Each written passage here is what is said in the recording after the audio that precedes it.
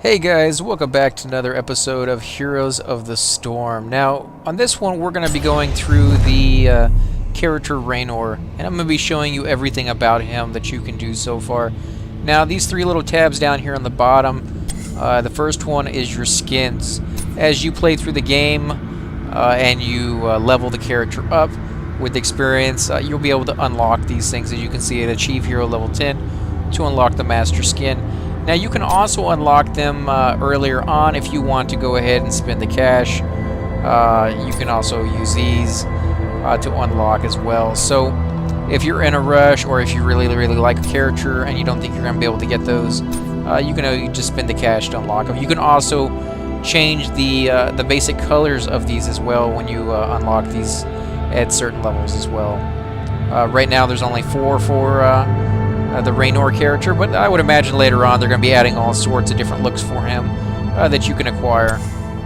Now the mounts are another thing that you can get. You can see the different looks of each one.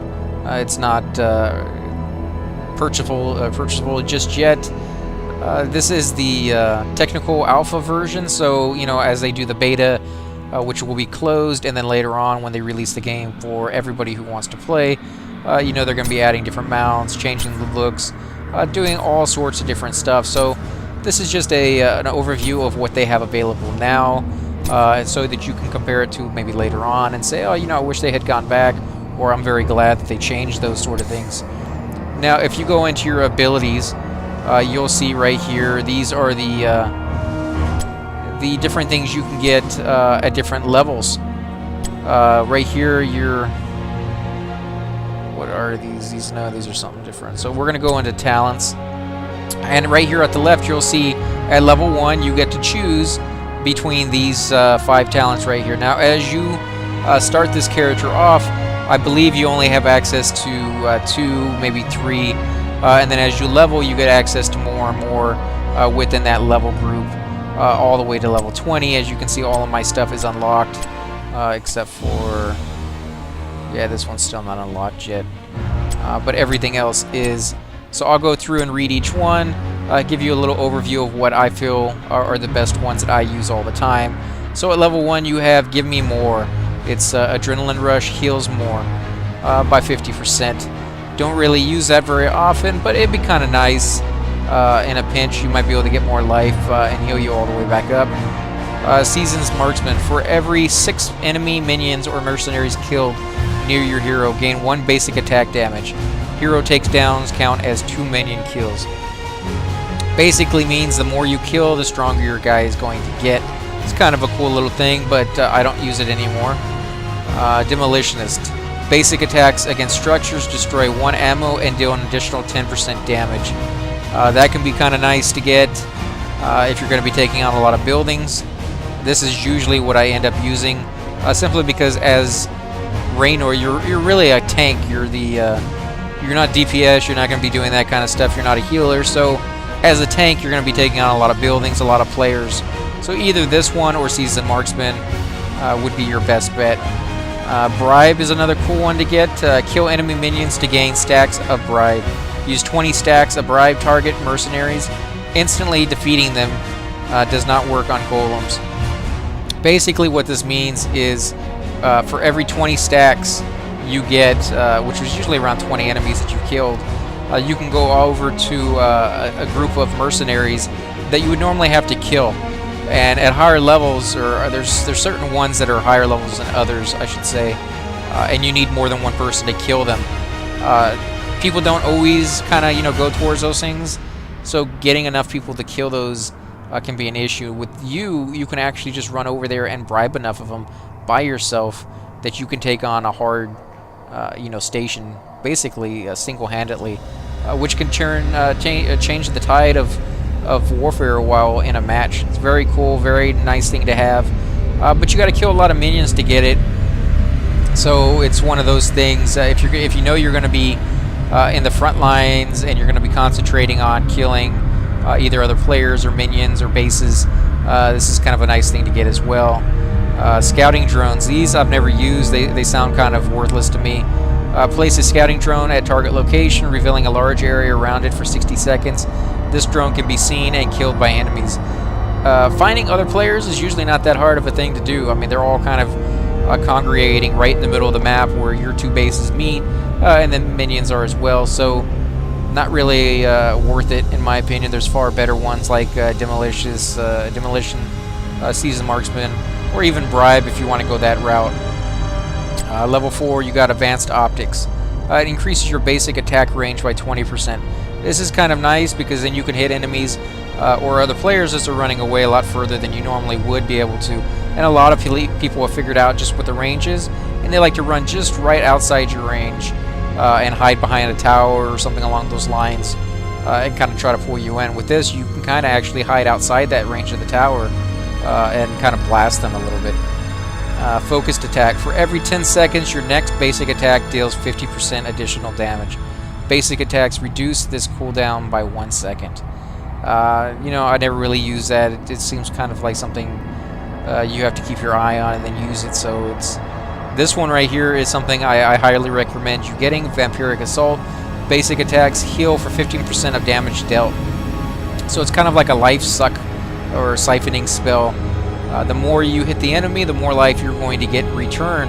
And since the game is all about attacking, if you're not going to be attacking buildings for the most part, this would definitely be something to get. Obviously, you can't steal life away from a building. It doesn't have any.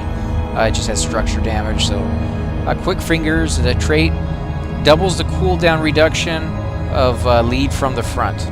So, if you're going to get lead from the front, this will double the cooldown reduction so that it comes back faster. At level 7, you get to choose between heavy ammo. Penetrating rounds have increased knockback distance and does 100% extra damage to structures. Kind of a cool thing to get. I use this spell, or this ability, whatever you want to call it, quite a bit. And since it hurts structures even more, you can really make a difference when you finally push in with your minions, that you can hit the buildings and destroy them a lot quicker. Which means your players have a way to get inside the base, so you can make a very big impact on the game with that little spell right there. Revolution Overdrive gains 10% movement speed when using Inspire, plus 5% additional movement speed for each ally hero inspired. That could be kind of nice, but it's not really worth it in my opinion. I prefer heavy ammo over that one any day. Fight or Flight. Adrenaline Rush cleanses all movement impairment effects and makes you unstoppable for 2 seconds. This may come into play if you're fighting other characters who are putting all sorts of weird stuff on you. I haven't run into that in any significant quantity to make it really worth getting this, but you know, further down in the game when people have higher level characters, this may be something worth getting. Searing Attacks. Activate to increase basic attack damage by 50% for 5 seconds. Each attack costs 15% mana. Not really something I like getting, simply because you have to activate it. And for those of you who've already played before or seen me play, it can be quite hectic already in a battle without having to keep coming down and trying to access your different traits at the same time. So, you know, I kind of try to keep it as simple as possible. At level 10, you get these heroic abilities.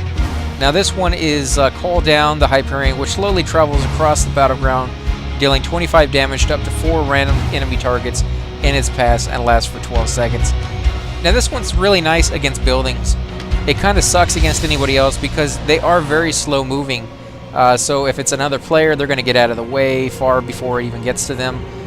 Minions have depending on which direction you have it coming from, we usually get out of the way long before, just on their own, without even realizing something's coming, simply because it takes so long to move.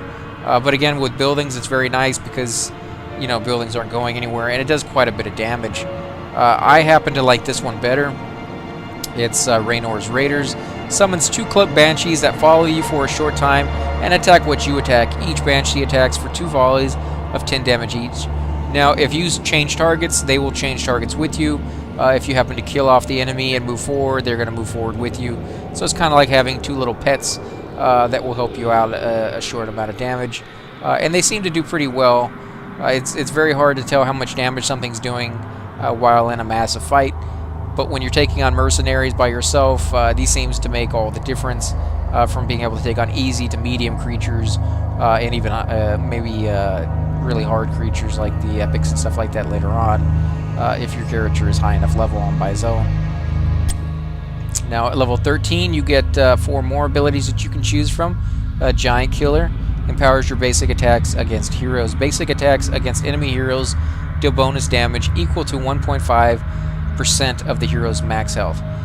This doesn't sound like a lot, but when I've used it, it's made a huge difference. I've seen from being able to take a hero down at the enemy heroes down to about half to 3/4 their life before they run away, to being able to take them down so quickly that they don't even have a chance to turn around and run away. So very, very powerful spell. Doesn't sound like it, but it makes a huge difference when playing. They may actually nerf that one later on. I would imagine they would, because it seems to make a very huge impact. The Art of War. On using Inspire, nearby enemies have their attack speed and movement speed lowered by 10%. It's kind of nice. It's not only a buff now, it's a debuff to enemy units that are in the range of your spell, but not really worth it in my opinion, especially with Giant Killer right there. Activated Rush. Adrenaline Rush can now be used on command. Doing so reduces the cooldown by 15 seconds.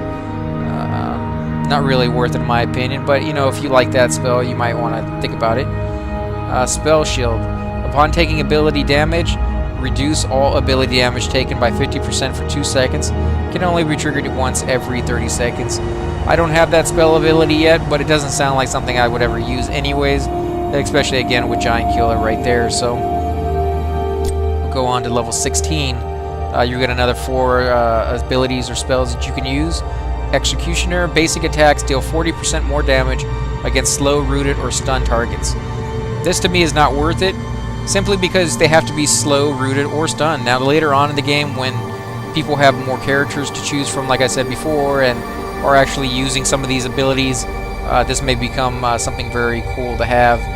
But right now, I would say 99% of the creatures you're going to be fighting in a level will not have anything on them while you're fighting them. Maybe, you know, 1 or 2 throughout the entire game. Somebody may throw something on, but not big enough to make it worth it. Cluster Round. Penetrating round damage is increased by 10% for each additional target hit, and his width is increased by 50%. Now I like this one simply because the width is increased, which means when I hit an area, it's no longer this one little narrow corridor. It actually spreads open, almost like a pyramid kind of shape, and hits quite a few more people than it normally would have. And this the cluster round, or the little penetrating round, actually does quite a bit of damage, not only to people but to buildings in equal damage. So a very cool thing to have. Increasing the range or increasing the width is, in my opinion, something worth getting. First enemy unit hit by penetrating round is stunned for 1 second and takes 50% more damage. Now if you're going to be going down towards more killing other heroes, this might be nice, but if you're going to be using the penetrating round not only to kill minions and buildings, the first hit does more damage to the first person. It kind of sucks because you're going to be hitting multiple people, and it just kind of, it's a shame that it's all wasted on the very first minion, who doesn't have very much life anyways.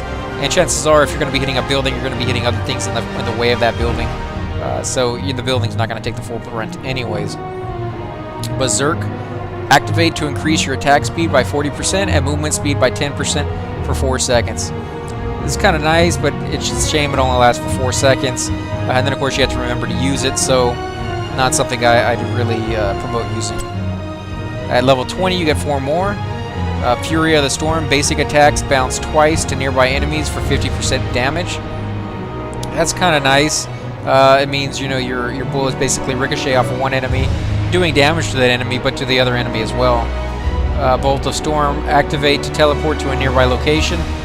If you want to be able to get around a lot easier and get in and out of trouble, this is something you might want to try. Battle Hyperion. Number of shots on each target increased to 2 per volley. Every 4 seconds, Hyperions will fire its Yamamoto cannon at enemy structures.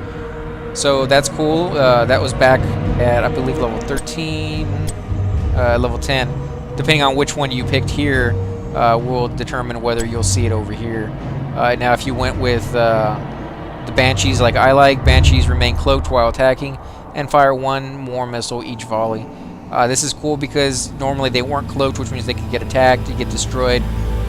Usually heroes are the ones who will target them and kill them really quickly. While they're cloaked, the hero doesn't even know they're there, and they're still doing damage. So I kind of like the Hell's Angel ones, but of course you're welcome to go with whatever you want to choose. Let's go with heroic abilities again. Those are the 2 that we already saw before, the Hyperion and the Raynor's Raiders, and then of course just regular abilities. These are things that you get that you can improve upon, but you don't have to actually spend any points on. The penetrating round, like I said before, fires a shot damaging and knocking back enemies in a line. You can increase the range on that. You can increase the first shot damage, the first enemy it hits damage, as well as the width of the penetrating round. Inspired increases attack speed and damage for self and allies. It's a circle, a bubble of basically a buff that you cast. Adrenaline Rush automatically heals when low on health. Very cool because it automatically does it. You don't have to keep track of it. Saves my life all the time. Very cool thing to have. Lead from the front reduces ability cooldown by killing enemies. It's nice, but again, it's one of those things that happens automatically, so you don't really notice it as much as you may, later on. He's recognized as a ranged assassin, and the difficulty is easy. It's a character you start with, so of course they're going to give you the easy one. Some of the other ones are very hard because you got to pay attention to what's going on in the game, and you have to use your abilities on certain players. Like the healing one is really hard to play. I played that guy a couple times. So this has just been a brief overview, or maybe even more of a in-depth overview of Raynor as a character and what his different abilities are. If you guys like these videos, please hit the like button, subscribe, leave a comment below, or as always, you can hit me up in game. Thanks again for watching, guys.